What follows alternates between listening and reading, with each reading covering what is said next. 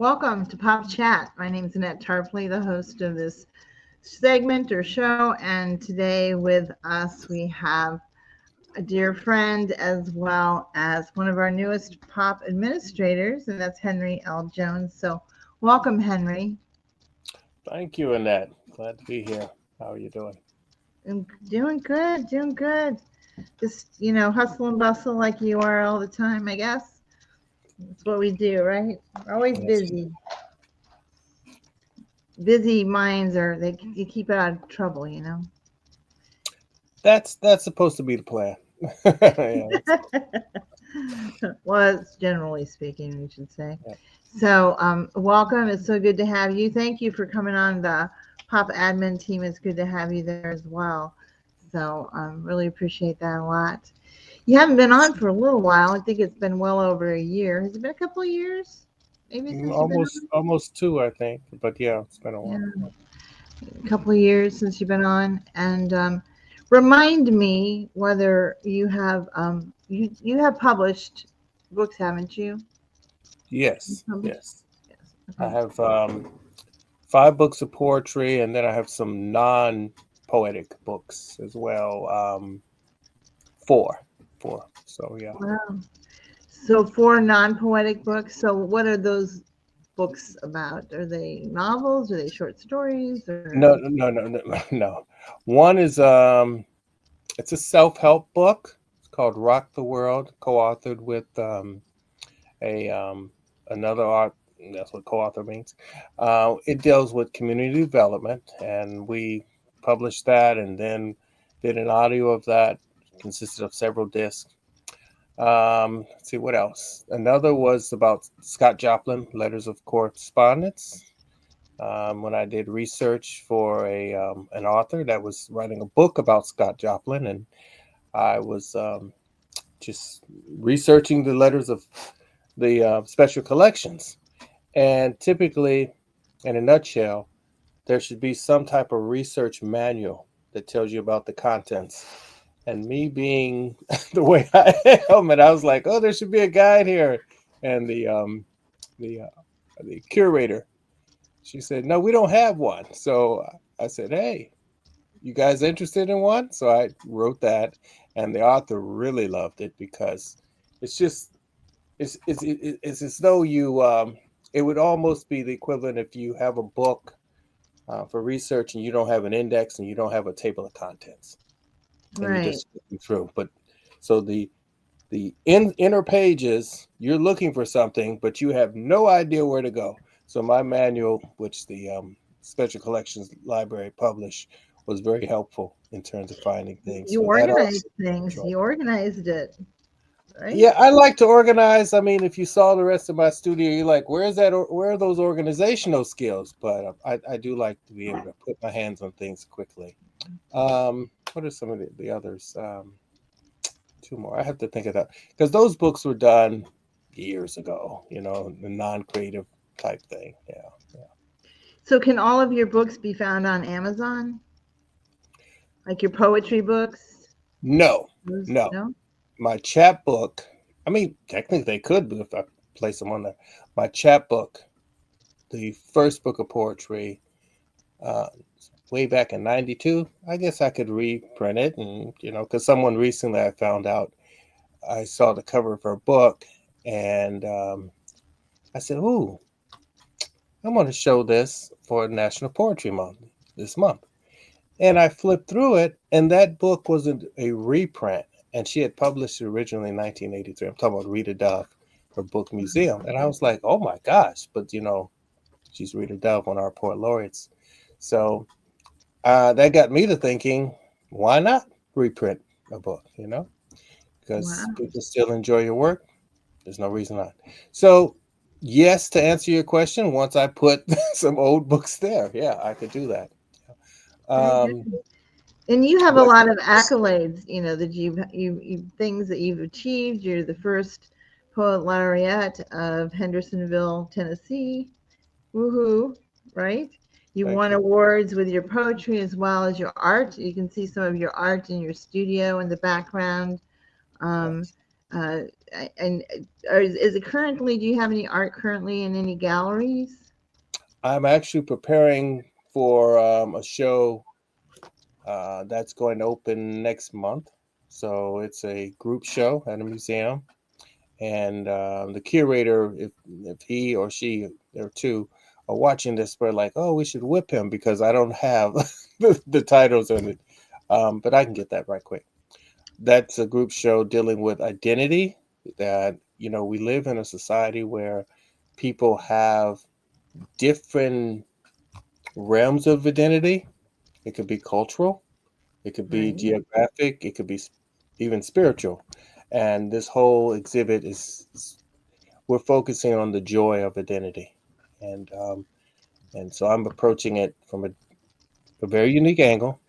I'm not the type of artist where you'll go to my social media page and I say, look at this in progress. I want you to see the finished product. I might show you a little what I call detail. So I'll zoom in on something just to kind of get you interested. I equate that to you smell something delicious in the kitchen, and I love cooking too. So, and oh, what's cooking? No, you can't have any. It's not ready. So I might give you a spoonful, let you taste it, and then later after it's done, you come back, sit down, and enjoy a big bowl or plate. Um, Very good. that's Very the good. way I So you have many talents. You cook too. So Well, I guess I what I was want. raised that way. It said you want to eat, learn to cook. So my mother and my father, they both taught me and my brother how to cook. Yeah, That's good. It's a good tool to have, but it's also another way to be very creative. I think it cooking is. It can is. be It very creative as well. is an art. So when you paint, I'm just curious. Do you have something in your mind that you're going to do ahead of time, or do you just does it evolve as it goes, It's or it's it's both. It's actually both. Um,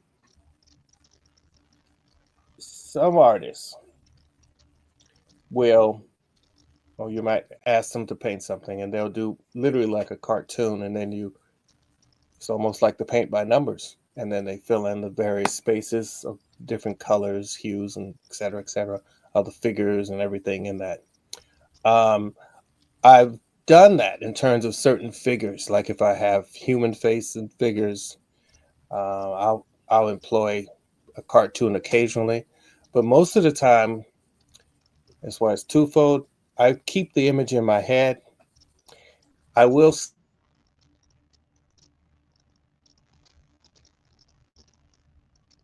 I think you're frozen. All right, let's see. So right now Henry's frozen. So let me see if I can text him. Sorry, y'all. Live TV. That's what happens. Let's see if I can have him go out and back into the studio. And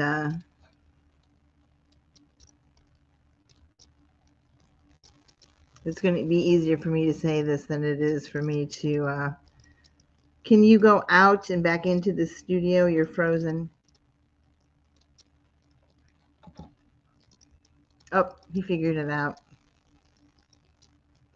So, waiting for him to hopefully come and join us. So, yeah, Henry is quite talented. So, he does the poetry as well as being an award-winning poet and artist, and he does his artwork that you saw in his background.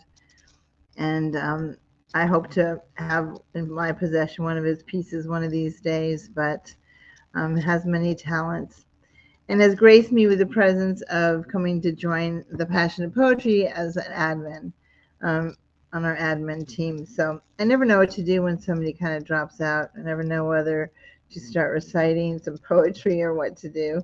But let's see what he says as far as he's getting ready to let me know what's going on. So we've had some technical difficulties before when he's tried to come in. So his light was blinking, the power went off, but now it's back on. Okay, so his power went out. There you go. So hi, Lorraine Curley from Bronx, New York. Good to have you here. Glad that you could join us. And this is a comment from Lorraine. I'll show it. There you go. Um, they have high winds, although it's a beautiful day, he said, but they have high winds where he is. So that's what's the complication today. So hopefully he's still texting me. So we'll see what happens. I'm waiting for his modem to reset so he can log back on. Okay, well, let me see if I can recite something. I wasn't prepared to do it. Or maybe I could show a video of one of my works. It's on YouTube. Maybe I'll do that. So let me go and pull up something real quick. Something that Alan Johnson did back in his time when he was doing videos for me. I'll show you a poetry video. Let me get to one of them. And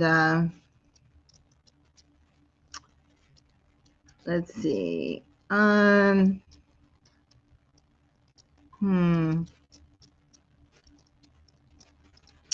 This is a little story. We'll do the Legend of Jack.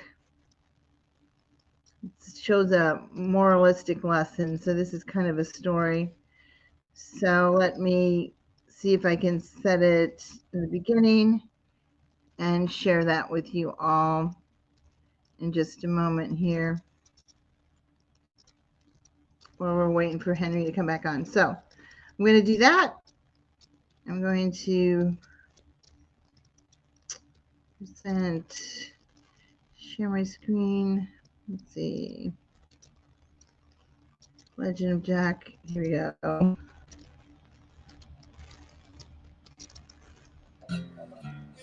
Down in a meadow with a mountainous view, surrounded by woods, sits a shack.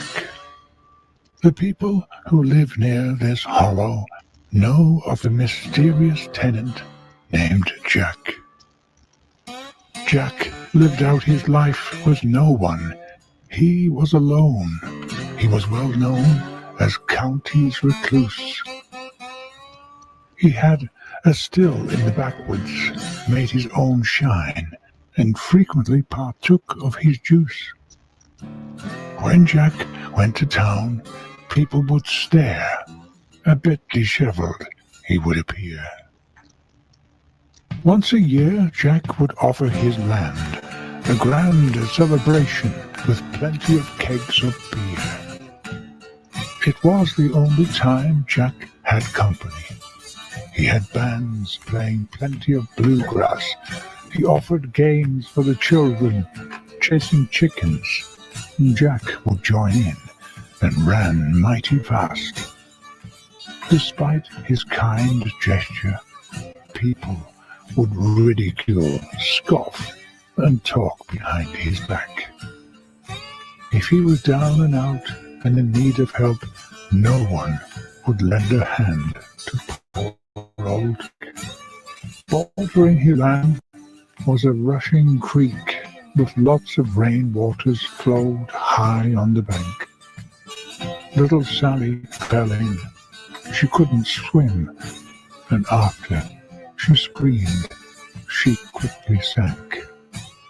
Jack came to the rescue, dived in, and saved her, and people helped pull her onto the grass. That was the last they saw him. The undercurrent took him. He sacrificed his life for the lass. Funny how things turn around. No one scoffed anymore. Jack's legend continued on. The musicians got together. They wrote a ballad. Jack lived on through the lyrics of song.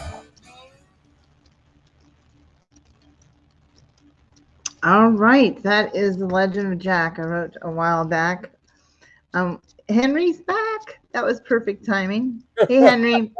I played a video while you were gone, so we're trying to ad-lib and keep because the lights flickered and then they went completely off, and I'm like, you had to wait for your modem to reboot, and wow. Yes. Yeah. And I Live, remember the first live, time. live sessions are like that. You never know what's going to happen, right?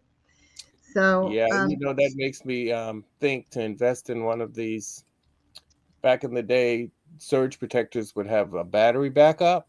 And if I had that, see, laptop's battery is pretty good, then have that hooked on to the modem, I would have been fine. Wouldn't have yeah, lost.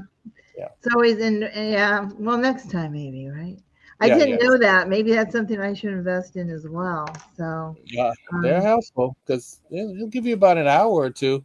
Because with this weather, we don't know what to expect, and you get a power outage, and and I if it's know something essential, yeah. you don't know what's going to happen. Exactly. So, well, I gave you the assignment that you so gracefully did. I have been very curious to see what you came up with. So, one of the things that I do for this pop chat often is I'll ask the guests to come up with the title, and then we both write on it and present it at the time. Mm-hmm. You taxed my brain a little bit. Good. So yeah, I'm not so sure that I came up with anything that great, and I was literally down to the wire of finishing it again. So, Mhm. but I really am anxious to hear yours and what you came up with. Can you present that? Oh, I thought we were going to do that at the end. Well, I'm Okay. going to do it in the beginning because I'm too anxious and I'm Oh waiting. my gosh. All I right. All right. know I'm not a patient person, All right. just not patient. Well, But it's liquid inspirations. I think that typically, if you're an artist of any kind and someone says, I need my liquid inspiration, people may think you're talking about alcohol of some kind, or in my case, it would be coffee. And I've written poems about coffee, but things being of a liquid state, I think a variety of things. And inspiration can come from anywhere. The three that I thought of were blood, water, and rain, um, because they're all liquids and they're very much connected to us. Well, blood for obvious reasons, and then water. We're mostly water as humans, and rain. If we did not have the rain, we wouldn't have our eco cycle and so forth. So the the blood. Sometimes people, I have a lot of red in my paintings, and that's another reason I selected blood, because and that's what it many times symbolizes. But I see red not in a very morbid sense, such as associated with death, but I do illustrate with red for such things. Um, but I see blood as a life source, because whether you are in a hospital needing blood, and we know the urgency of donating blood for people. And then there's blood that occurs when a child is born, or any creature, actually. So blood, blood, blood, blood.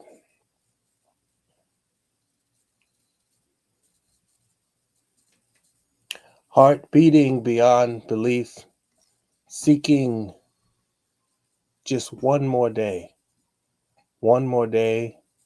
to be with my loved ones, embrace them, and share those memories that we thought would be immortal. But the frailty of us, feeling this blood soothing through me, bathing my flesh, nourishing the marrow of my bone, reminds me that each moment, each minute, as this inner stream feeds me, but I ignore it because I can't feel it. I can't hear it, but it's there. It's there. But the ones I love, the ones we share life with, they are there. So embrace them and hold them tight enough and long enough. When you press against them, you can hear the blood flowing and hear their heartbeat beating with your heartbeat as that blood circulates the joy of being together. That's the first one. Okay, so I have a question. Yes. Oh, there you are. And that is, now, did you write that? Were you reading it? Well, I Or write from did you come up with it? within. I write from within, and just you asked before we were the blackout. You asked about images and creating things, and I use a lot of associative skills in terms of creating. Right. So when I think of blood, I think about closeness and all. And So it well, let's almost seemed like, well, for one couple things, it seemed to me like when you were reciting, like perhaps you memorized it because it didn't seem like you were reading. And the other thing it seemed like is maybe he's doing impromptu is just impromptu. did What I've done was I created you remember flowcharts when yeah. they were popular? That is the way I think. I have these images that one to lead to another and say, well, how could you Yeah. remember that? And I said, well, because those images of what I'm talking about are in me. Right. And So the so word when you bridge. recited that piece that you just gave us, was that just impromptu? You just That was impromptu. And the it's only impressive. outline were my bubbles in the flow chart. My bubbles. Wow.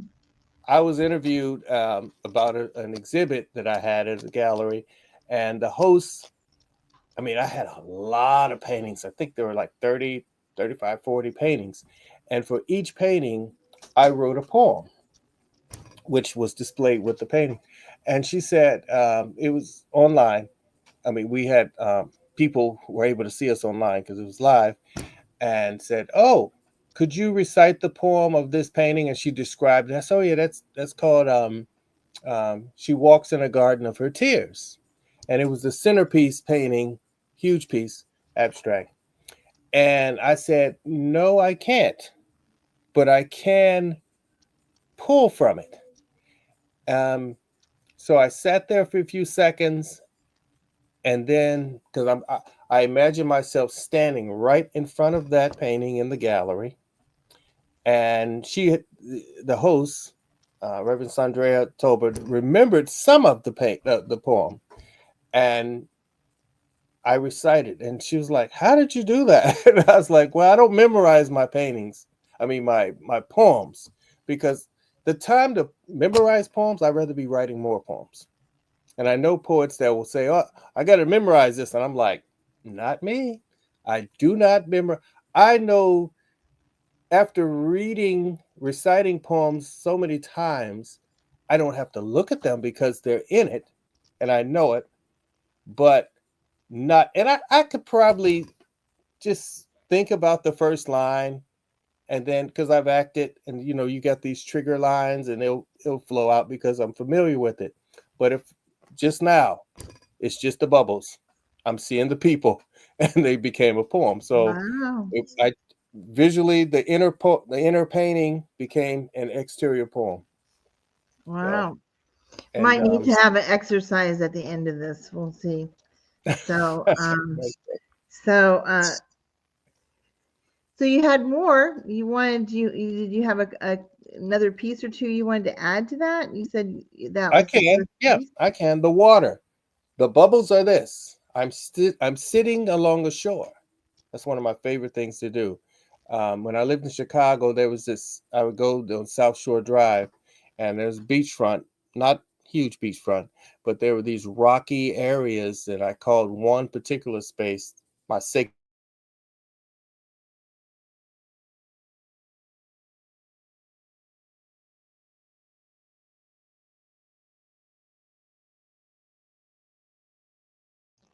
Let's see. Are you still there, Henry? You froze up again.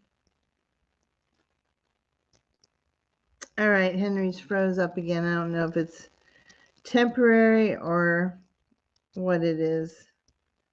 So, not sure. So I guess while we are waiting for him to come in, come out, or whatever it may be, I will recite one of mine. He's going in and out again. So let me see if he's texted me real quick. Hasn't showed me any update of what's going on, but I will recite one. He said it popped off again, so it might take him a while for to join us. So I'm going to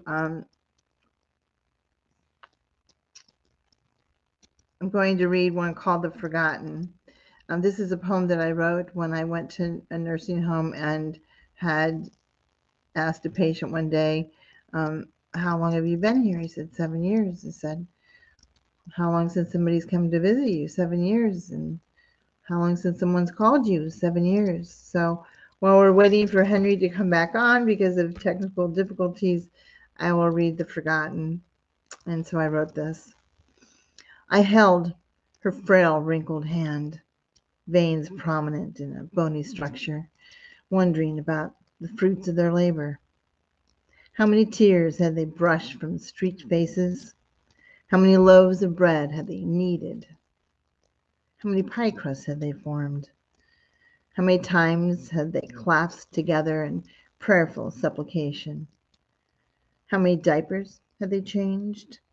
How many times have they caressed the hands of another to comfort? Her once piercing blue eyes, now clouded by a film, gazing into mine with a blank stare. How many sunrises had they seen? How many silent words had they spoke? How much love had they conveyed? How many tears had they shed? How many questions had they implored? How many hearts had they broken? When was the last setting sun that they had seen? Her ears, now large, prominent, and drooping, have lost the sense to capture that for which they were created. What secrets had they heard? What promises whispered that were not kept? What music had they loved? Did they miss the sound of laughter? Did they yearn for the pitter-pat of rain? When was the last "I love you" they heard? Were they lonely now in their silence? Her lips, now dried and cracked, trying desperately to move, to form words that they couldn't speak, now touching my face with a weakened kiss. I mourned for the once vibrant woman, now living alone in her shell, separated by a membrane of time. In a facility she was cared for by unknowing strangers. No visitors would enter the doors in the land of the forgotten. And Henry has come back. So, hey, Henry. Oh He's my goodness. back. Same thing happened? Yes. But it was worse this time because it went black, no flickering, and I'm sitting there and I was like, okay, are you coming back on? So I sent you a message through Messenger. But Yeah, I've just been trying to fill in with my stuff while we're waiting for okay. you. So, Let's make this quick. I don't know if you could hear the background, but it's very windy outside. The wind is blowing fierce. oh, Yeah, okay. and I Well, don't know. why don't you share some more of your stuff that Okay. you wanted to do? So you go ahead and do your thing. All right. This is Resurrection Weekend, and I have a poem that is perfect for this particular observance, Easter. It's titled "The Heel." It's from my book Black Skillet Blues: Poetry Without Cornbread, and that is a book that a couple of years ago I was arranging to have it reprinted and so forth. Contacted the publisher, and he no longer published. So, but I'm going to have this book redone, and then my other book that's due to come out. Hopefully, we should get it out by mid-May. Um, Black Skillet Blues: Poetry Without Cornbread. But this poem, "The Heel." Longing again to know the right answers. Questions that bring out the truth beyond the images, falling to my knees. Bleeding at the cross, a puddle of tears feeds a dandelion, and the weed spreads. The peak of Golgotha laughed at me with gusts of wind. That's funny, we got a windy day today. With gusts of wind and pushed me over, I tumbled down the hillside trying to grab the bloody spikes which failed to stop me, and I rolled like a boulder. The woman dangled at the cross, laughed at me, holding her waist. The carpenter looked down and shouted, "Save him!" His spikes fell out my palms. "Save him!" he shouted again, trying to get down from the hill. Who was he talking to? As he tried to save me? How could he reach me as I rushed through the grass? I reached nearby dandelions, catching their yellow heads and spiked leaves.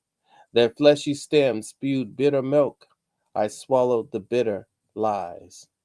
The sky spun as I flipped over and over and over, rolling and coated with grass, down until I stopped in a stream.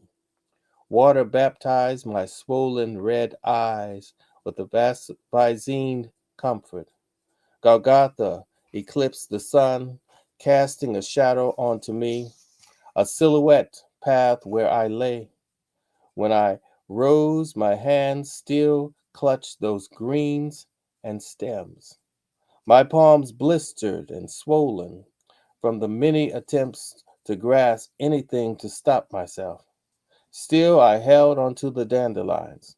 One had a white golf ball-sized head, topped with many embedded angel seeds. They had held on like me to the dandelion's top. I couldn't believe they remained intact. The wind rushed downhill and blew me further to them, shaking my arms and shirt. They let go of their clutching with droplets of my blood, painted along the oval seeds and flew away.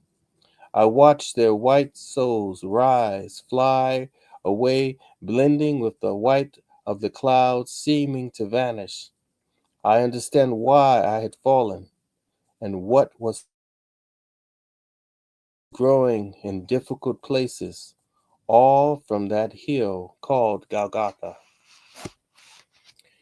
That was inspired when it was something, I don't remember what it was, a reading that name Golgotha. And I was like, I remember that from raised in the church and went to church a lot, and I said, oh yeah, it's Golgotha. And that piece came from there. That's nice. I loved it. I've never heard of Golgotha. I Yeah. must be a heathen or something because My goodness. it's a biblical thing that maybe I missed Yeah, out on somewhere. that's the hill Um, where the crucifixion occurred on the Golgotha. And now, a lot of people have on their minds transformations, change, even reflection now during this weekend. And there's a poem that I want to share called Mississippi River, the Baptism. The Mississippi River isn't muddy and flowing brown but bloody, with memories of stench past each generation, with each flush and bowel movement.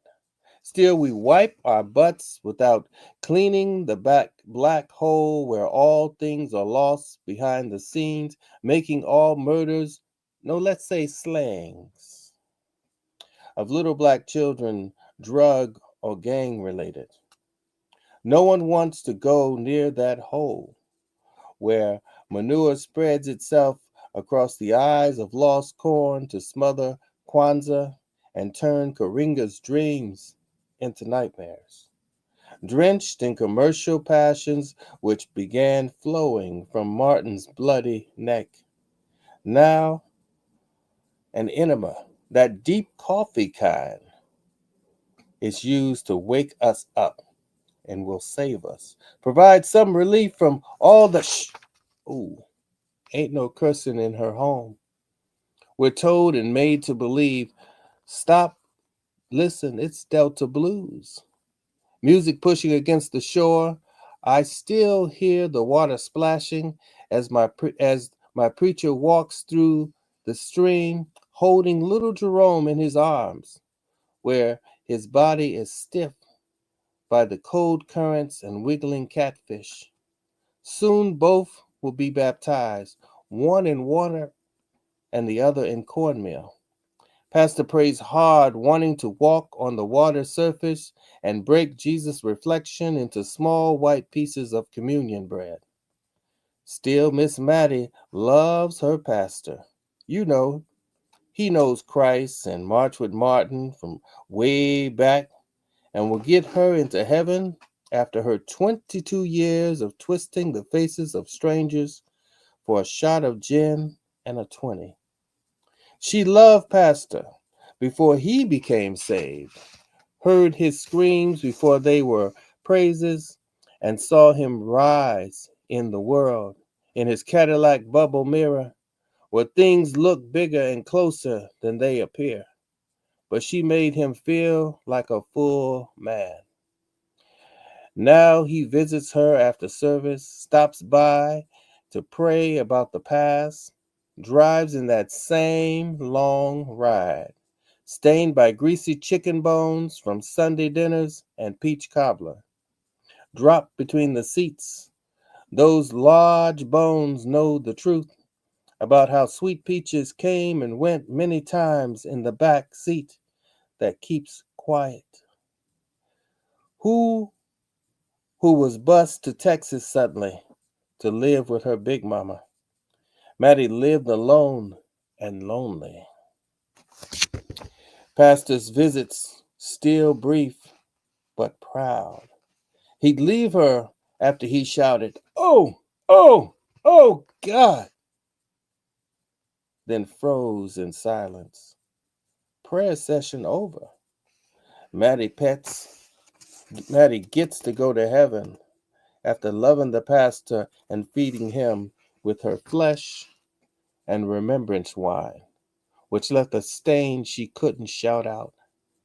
The stench of their river became a holy perfume, an oil once used to cook all that fish and cover Mattie's dry skin, scenting of the filth of shame.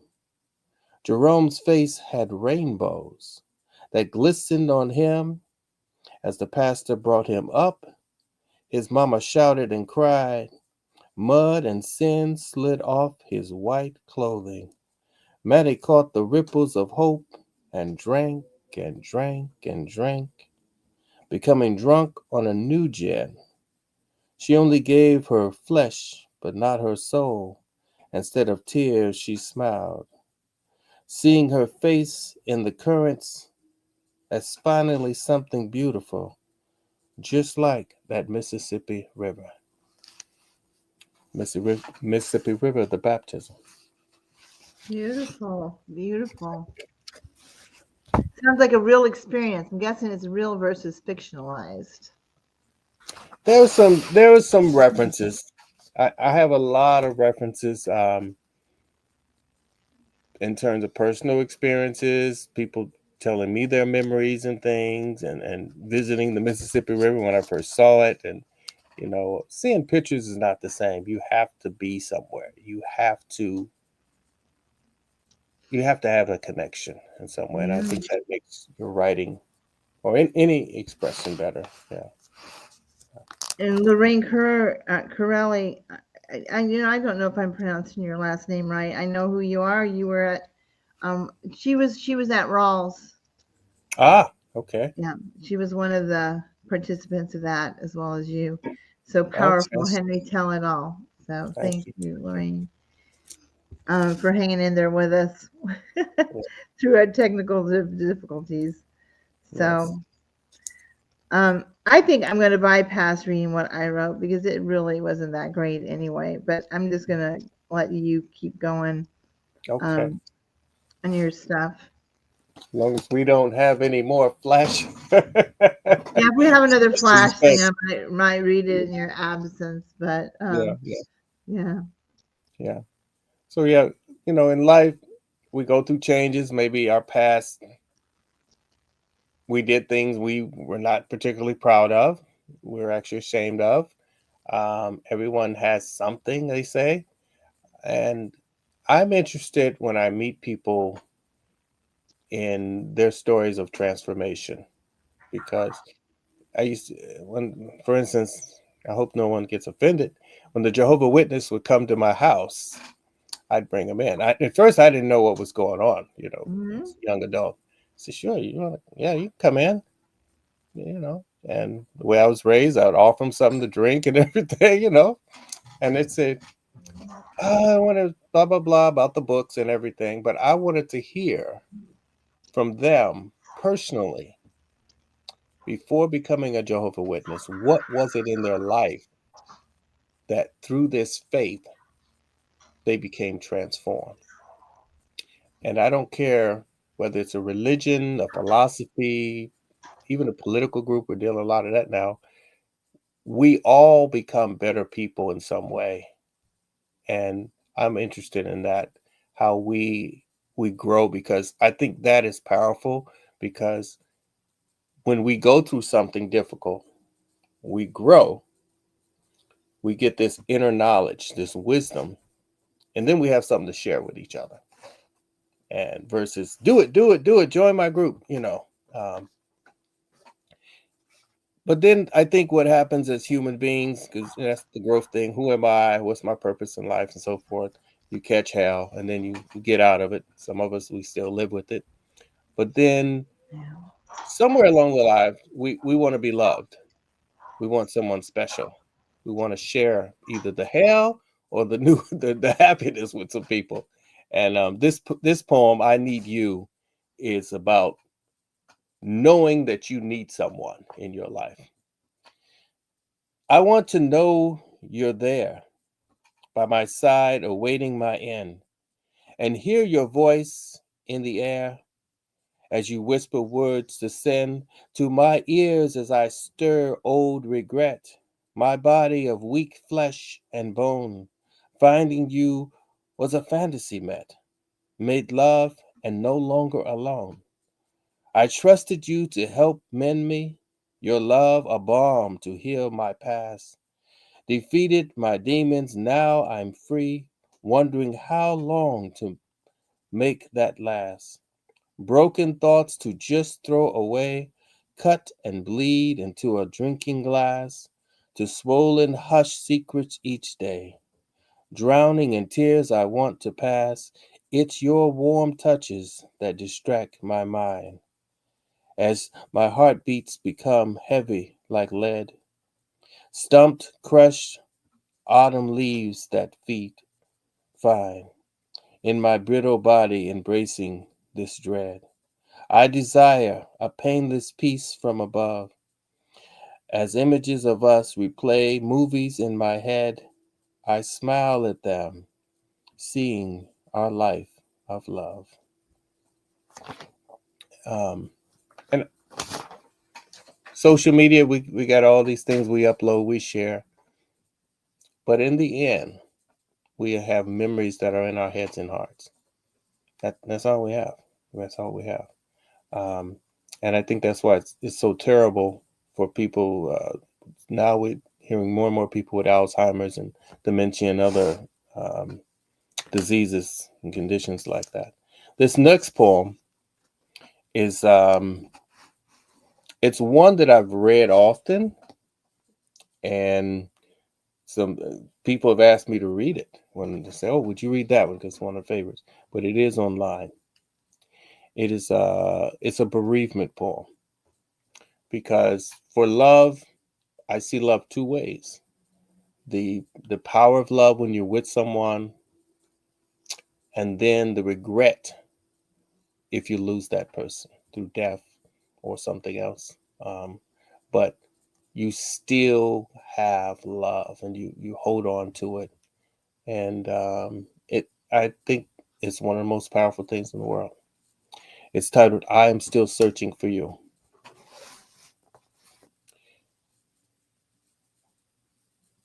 Where are you, my love? Again, I stand here looking up and down into the streets, searching for your face, among the crowds of people passing like a flowing stream. I stare while counting heads, hoping one was your crown, glistening along the currents, to eventually rise up for air, to see me along the shore and reach for one of my hands. My fingers grasping the window sill.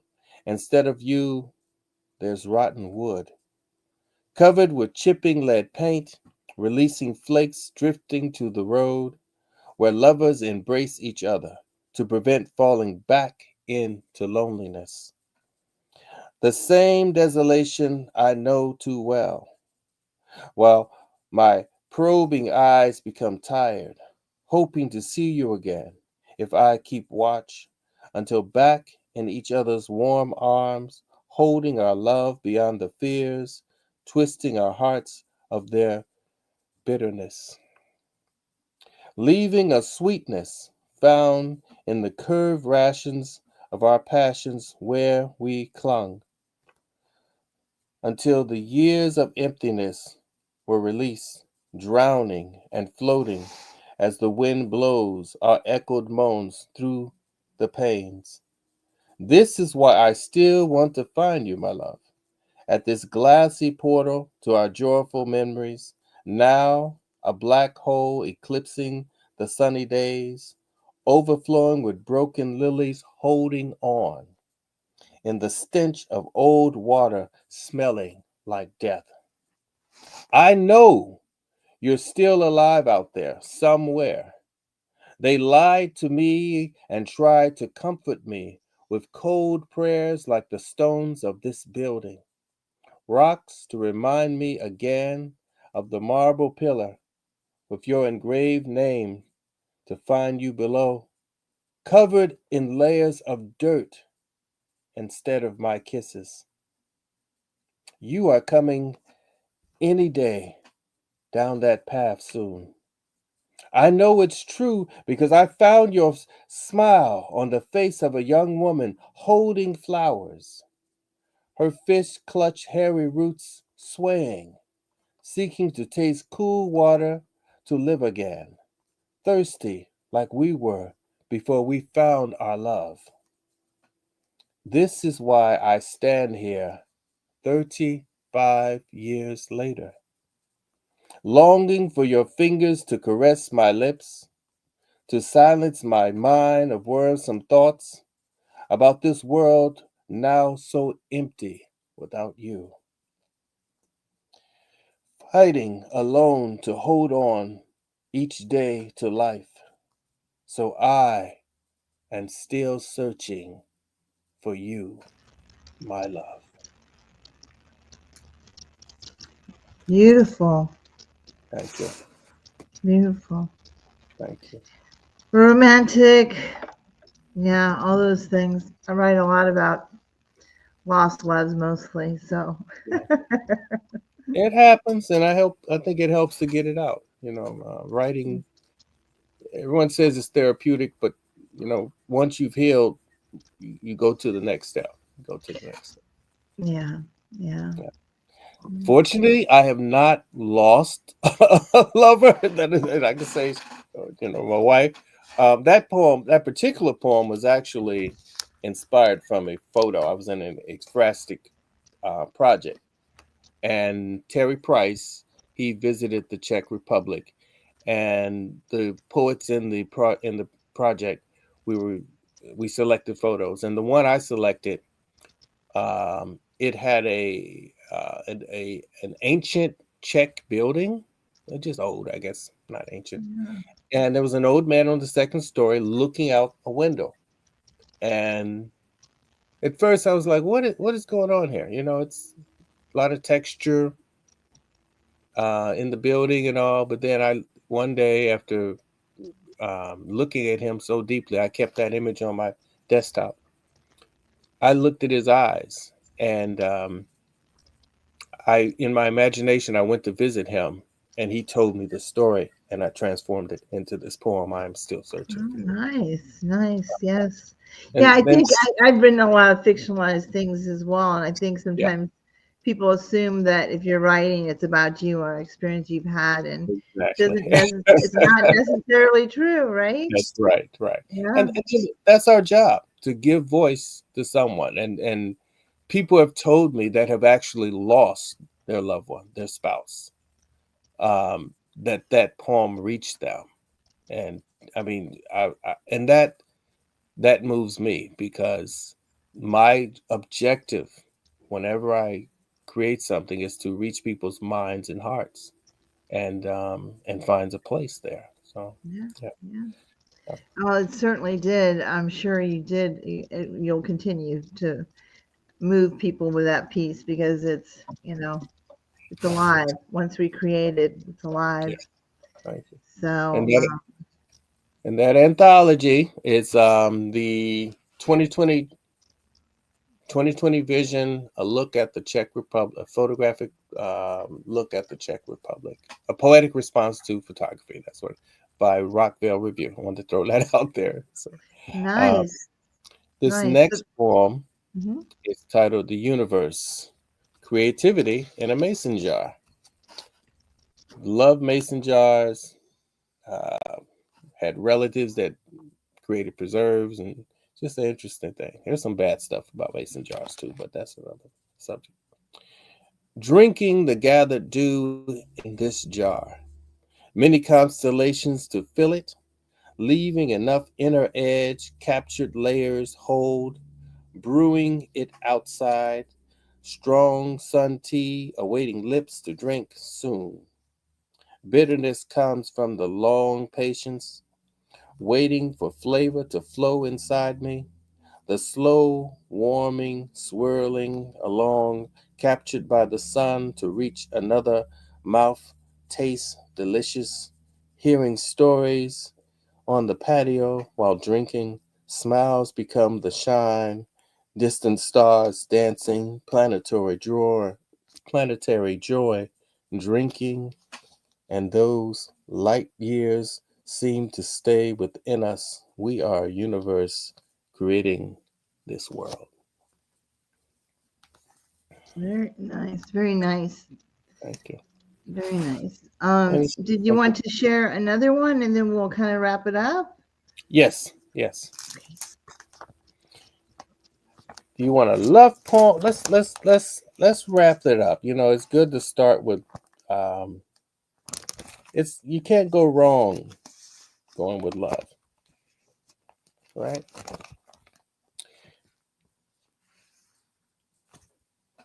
Change. We're seeing this in the environment and everything. Change is hard, but it can be beautiful. Steps are hard, but they move us closer. Healing is hard, but it pulls deeply.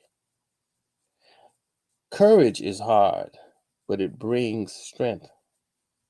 Tears are hard, but they release pain.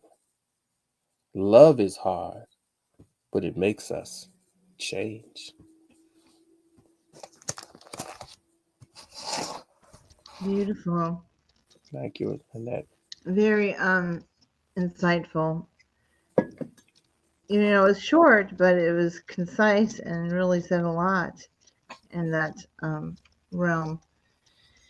I'm sure I asked you the question I ask everybody that comes on here before. Mm-hmm. We'll have to go back and look and see if it changes. Your answers changes, and that's the Aladdin's lamp thing. I asked you that last time. Mm-hmm. Mm-hmm. Do you remember your answers? Because if you do, I'm not going to ask you. Do I get a prize? That was almost 2 years No, ago.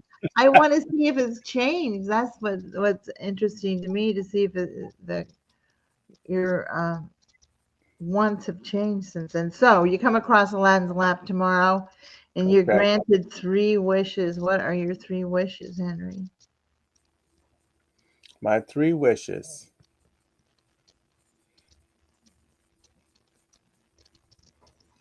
Let's see. Maybe to make me a genie so I can grant wishes. Seems like a cool job. I don't know. I guess the waiting time in between wouldn't be nice, but 3 wishes. The first one,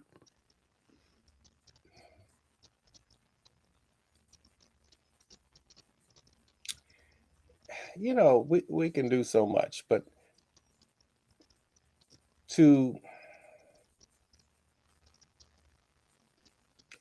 when you have the genie, these wishes can be tricky. For instance, I would say, I want people of the world to become wiser. But then some of us have to hit our heads against the wall, something tragic that happened before we like, oh, I shouldn't do that. Yeah. But truly, I would want us to become wiser. You know how people speak of history repeating itself. That's number 1. Number 2, I would like for us to begin to focus on cleaning our planet and continuing, because I think the incidence of cancer and all these other diseases are directly related to how we pollute our planet, and mainly our water. When I spoke earlier of liquids, our water.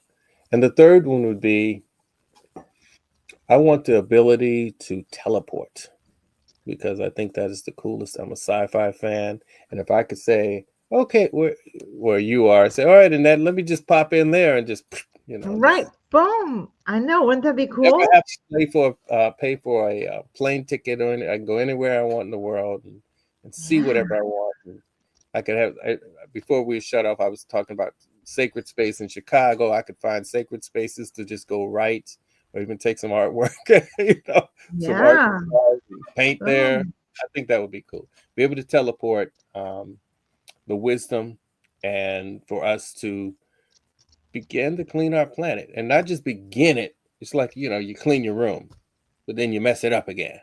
You got to get in the behavior, in the habit of keeping your room clean. And I think how we treat each other are extensions of how we treat the environment. So, we crap on each other for different reasons, and we crap on the water. And that's not sustaining. I'm not trying to get preachy, but we don't have long. We're killing ourselves. We really are. But those are Yeah. the 3. So, do you remember Good what I wishes. I have no idea, but I'm going to go back Oh, and look. it was probably something along those lines, because, money comes and goes. Your health, I would like to live a very long time. I really would. Yeah. But yeah, money comes and goes, And and have good health in your faculties, right? If you live a long yes, time. yeah, I do would not be want. I do great. not want to live if I'm like living a miserable life. You know what I mean? In pain, or Let me be selfish with one of them. The wisdom, people that's going to learn their own way. I want to live I want to live a very long time, youthfully, with good health and sound mind. Right, Until right, I'm- right.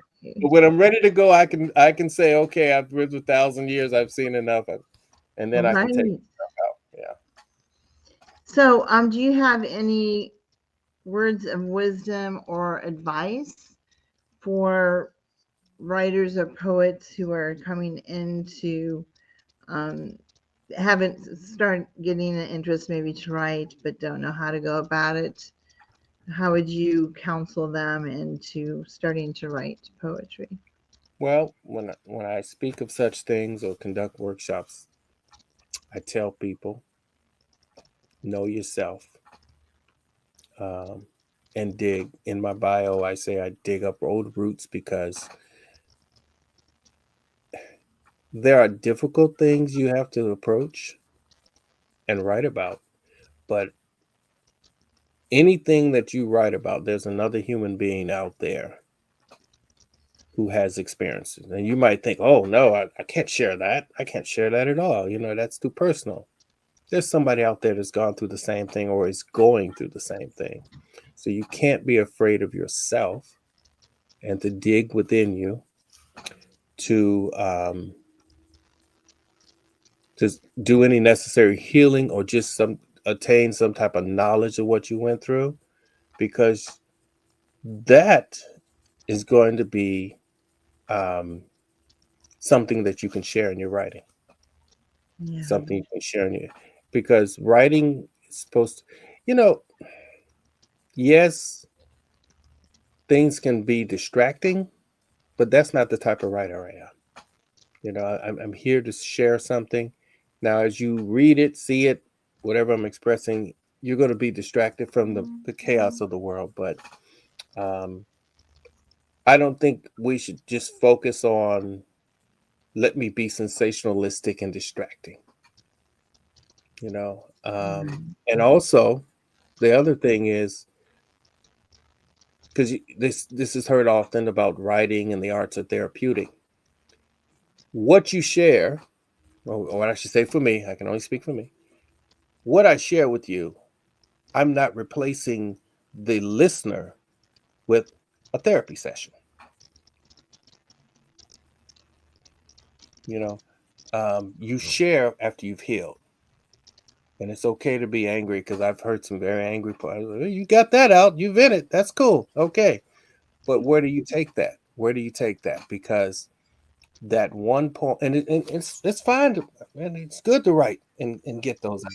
But is that sustaining? And that's what I think the problem is, us becoming sustained, being able to sustain the flow and energy that we're trying to give to people. Right. Yeah. Versus, so if you're always anger, if that poem was a sledgehammer, you would have killed a lot of people by just swinging that all the time. That's not life. We're not always swinging. We're not always angry. We have a right to be angry about things, but we focus on that. You deal with it and you go on.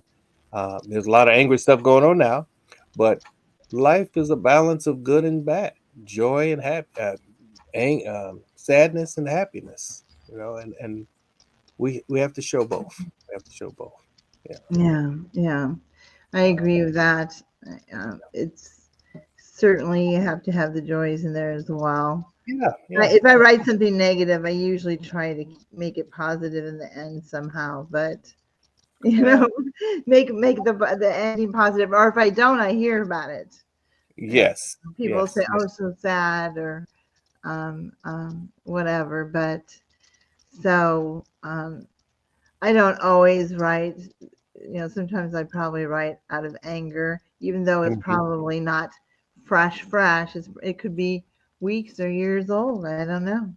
But sometimes I think things come to your mind and you kind of write them and get them out. But it certainly is good to include positivity into your repertoire. So and it's good, like you said, it's good to get it out. But have you ever had a friend that's told you of something that happened, and either they're venting or looking for advice, and you kind of figure it out along the way, but then 5, 7, 10 years later, they're still there. Yeah, you gotta let it go, right? You gotta let it go.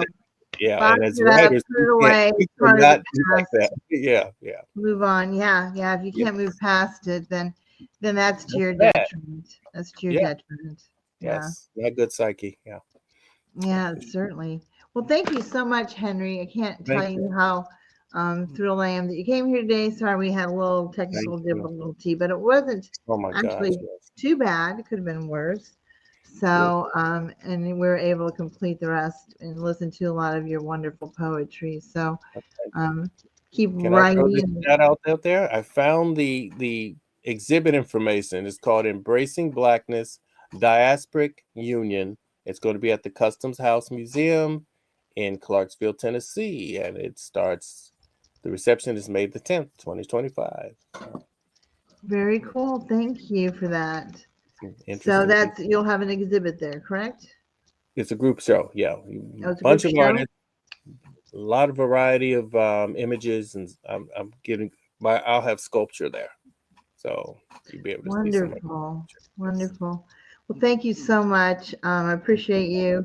Not only your stellar work and your accomplishments, but personally as a friend, I thank you for the friendship as well. And very much thank those who are listening. Thank you so much, Lorraine, for being active. She says thanks to both of us. Lovely afternoon. So thank you for joining us, Lorraine. We really appreciate it. Love and blessings to everyone. And thanks again, Henry. You're wonderful, and we are blessed by your works.